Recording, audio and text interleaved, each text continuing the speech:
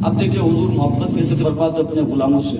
حضور گئے اور چپ چاپ سے حضرت ظاہر کی آنکھوں پہ ہاتھ رکھ لیا. ہم اپنے دوست کے پیچھے جاتے ہیں نا اور دوست کی آنکھوں پہ ہاتھ رکھ لیتے ہیں اور یہ دیکھنے کی کوشش کرتے ہیں کہ ہمیں پہچانتا ہے کہ نہیں پہچانتا. حضرت محمد عربی گئے اپنے صحابی حضرت ظاہر رضی اللہ عنہ کی آنکھوں پر ہاتھ رکھ لیا اور فرماتے پہچانتے ہو؟ بتاؤ نا کون ہے. ارے میں کہا جس نے مصطفیٰ کے ہاتھوں کی خوشبو سونگھ لی ہونا وہ فوراً بتا دیتا ہے یہ کوئی اور نہیں، یہ رحمت للعالمین ہے، یہ مصطفیٰ جان رحمت ہیں. حضرت ظاہر پہچان گئے یہ محمد الرسول اللہ ہے. آقا نے ہاتھ نہیں ہٹایا، حضرت ظاہر نے دیکھا نہیں، حضرت ظاہر نے بتایا بھی نہیں کہ آپ کون ہیں.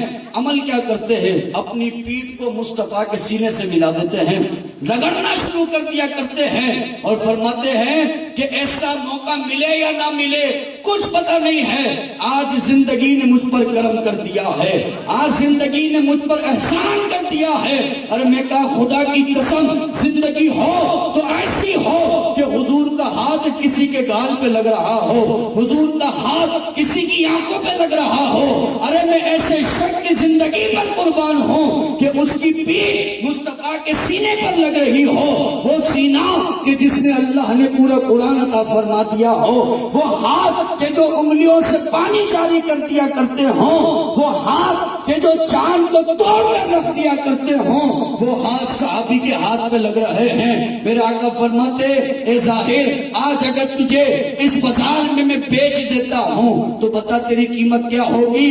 حضرت ظاہر فرماتے حضور معمولی سا غلام ہوں، آپ کو زیادہ قیمت نہیں ملے گی. میرے آقا فرماتے ارے تو معمولی سا غلام تب ہوتا جب کسی اور کا ہوتا، ارے تو ہمارا ہو تو دنیا کا سب سے اعلیٰ غلام تو ہے، سب سے مرتبے والا ہے. اور حدیث کا جملہ حضور فرماتے تجھے کیا پتا کہ اللہ کی یاد تیری قدر و منزلت کیا ہے، تیرا مقام اور مرتبہ کیا ہے، تجھے کیا پتا؟ محمد رسول اللہ کو پتا ہے.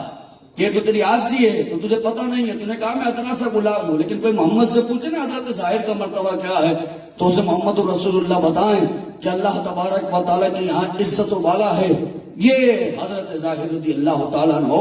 تو میں کہا میرے امام نے احمد رضا نے ایک بات کہہ دی، انہیں جانا انہیں مانا نہ رکھا غیر سے کہا جانتے تو کافر بھی تھے حضور کو.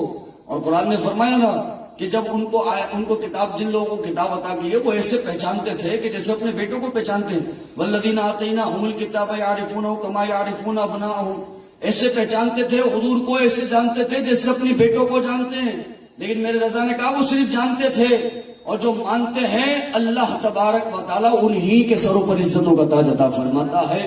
تو جانتا تو ابو جہل تھا یہ امین ہے، جانتا تو ابو جہل تھا یہ صادق ہیں، جانتا تو ابو جہل تھا کہ یہ غیبت نہیں کرتے، ابو جہل جانتا تھا کہ یہ جھوٹ نہیں بولتے، ابو جہل جانتا تھا کہ یہ چغلی نہیں کرتے، ابو جہل جانتا تھا کہ یہ خیانت نہیں کرتے.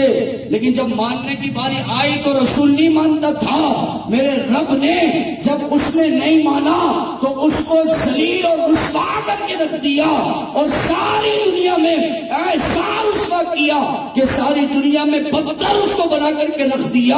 اور جس نے جانا اور مانا خدا کی قسم اس ابو بکر صدیق کا ساری دنیا میں چرچا کر دیا ہے، اس کے سروں پر عزتوں کا تاج سجا دیا ہے، اس کے قدموں کی خاک کو برکت بنا دیا ہے، اس کی صحبت کو برکت بنا دیا ہے، اس کی زبان میں تاثیر عطا فرما دی ہے. تو میرے رضا نے فرمایا زندگی کا کل اثاثہ کیا ہے؟ انہیں جانا انہیں مانا نہ رکھا غیر سے کام. للہ الحمد. میں دنیا سے مسلمان